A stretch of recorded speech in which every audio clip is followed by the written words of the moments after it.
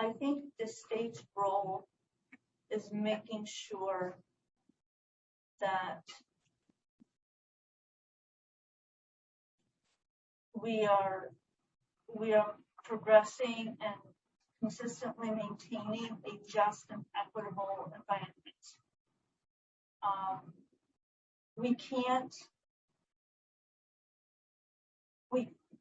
We can't move forward and come out of what we're coming out of, and that includes the pandemic. But we can't come out of what we're coming out of without the support of the state, without the support of our lawmakers, making sure that we have what we need to thrive.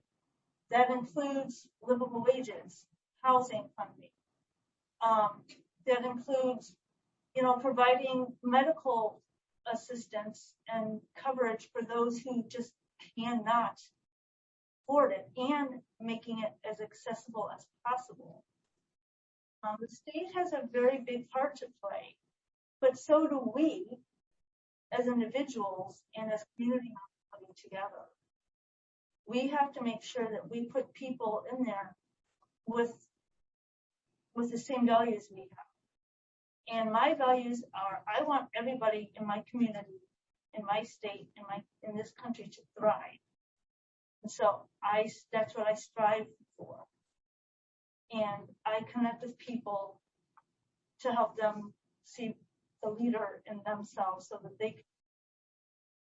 can. And so being a part of working with our legislators is vital, but it's not just on them, and it's not just on us. We have to work together. We have to.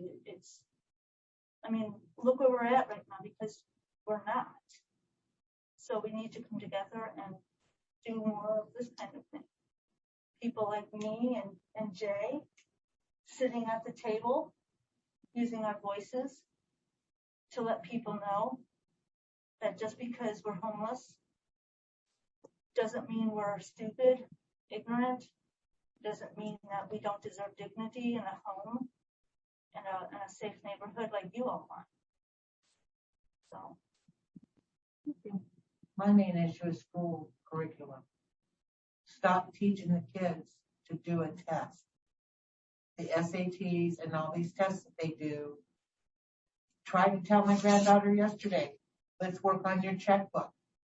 What are you talking about? Life skills. They need life skills. Life skills, economics, sewing, how to, interview for a job. That was mandatory when we went back to school. When I was in school. They taught you life skills. They don't teach them. Home ec. Yeah. They don't. If they teach everything for the test, the core, it's from kindergarten all the way up. We used to have Olympics. We have so many to choose from, and now there's band, choir, and art. But hopefully they continue band and choir.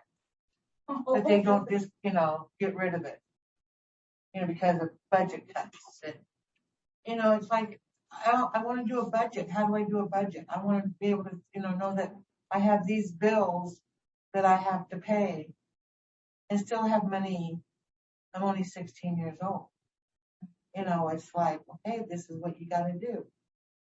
They don't teach it in the classroom. They need to, do a curriculum for life. Not a test, to make the teachers. And if your class doesn't do good in that test, teachers don't get a raise. Right. I have several friends that are teachers and have retired because they just said, I can't do it anymore. Teachers are spread thin and pushed. We're trying something new in our school that teachers go with the kid the next grade. That's awesome. So they get to know them and they know them. He's always talking about this. I want to go back to I'm like, who's your teacher? She says it's the same one. And I was like, what? I was like, didn't you ever last year? She's like, yep. She comes with me this year. I'm like, wow, what is it? Awesome. That would be great. What about others? What do you see as the state's role in a just and equitable future? How do you make change in your community? You can jump in.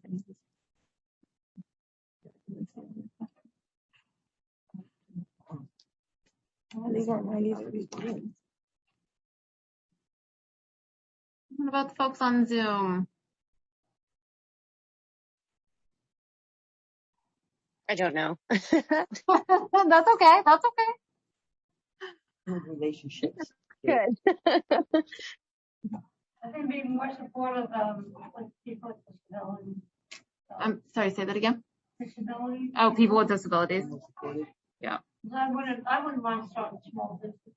Finding support up there is pretty hard right now. Thank you. Do you want to ask this one? Is there anything, no, that one? Is there anything we've missed in these questions that's important to you? Did we cover transportation? No. We What do you didn't. want to tell us about transportation? Right, what do you think about transportation here, if I can? That's my next meeting, I have a board meeting at 4. Amy just went into like reporter mode. I know, like, what do you have to say about it? Well, there used to be more transportation available. I don't see well. I had a surgery and they messed my eyes up. But, at night, it's a scary place for me to be. We don't have big bumps Yeah, and like, if I get stuck, I mean, there's nobody else that help. You know? I can't find a bus stop or something. what's that called, the thing they go on a fourth plane, the Fine. Vine, the Vine. That you like that? I don't live You never use it? that way. Yeah, But you never I rode the live bus, on the Vine? You rode the bus? Oh, yeah. The Vine though, that's like different than all the other little routes, you know? It's- Yeah, it's very cool. I think. They're hoping to get one on Mill Plain, but, you know, I agree with you. I mean, we need more routes that are running more frequently. I know Clark County and Vancouver has, you know, in the last 10 years since the last census has increased by 200,000 people or something like that, maybe more. A lot, because they don't know what's all in the bushes. There's a lot of people. And, reside in yeah, those bushes. you know, I Down mean, there. having seen something more like Divine, you know, but more and more frequent routes would be very helpful. I know there's a tiny home village in Fruit Valley, and the bus stop that's close to there runs once an hour.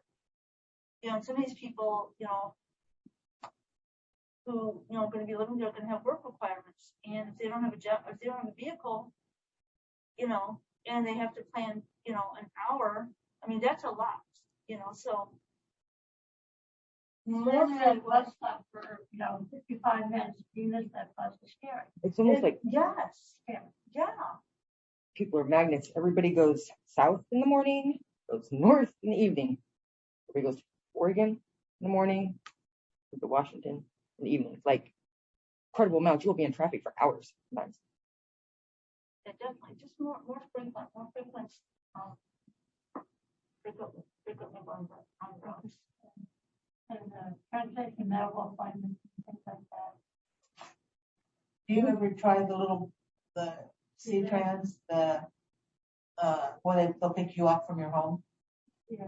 We need like commercials and stuff to teach people. Has anybody ever taught you how to use a roundabout? I'm just saying that they're obvious. Has anybody taught you though? How to do the roundabouts? Yeah. Yeah, and you just and you stood missing your turn. Yeah. Is that when they train you to how to ride the bus? No, I was just saying no, because like I know when I got my license when I was 16, I haven't done a test since then. Laws on the road have changed. Things have changed. You know what I'm saying? Like I never was taught how to, for instance, the last car accident I was in happened to be the guy stopped for a school bus on a 3-lane road. Well, he thought that, but the law is not that. And so who's at fault? Me that didn't have insurance. Oh, Yeah. okay, I got you. I'm sorry. But I mean, just things like that people. I went to avoid.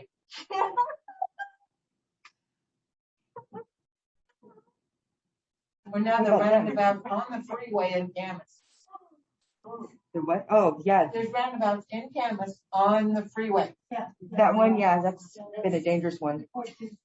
They do. They have one in the middle of the freeway. Seriously, a roundabout in the middle of the freeway. You're driving down the highway and then you got to slow down to 25, which nobody ever gets there.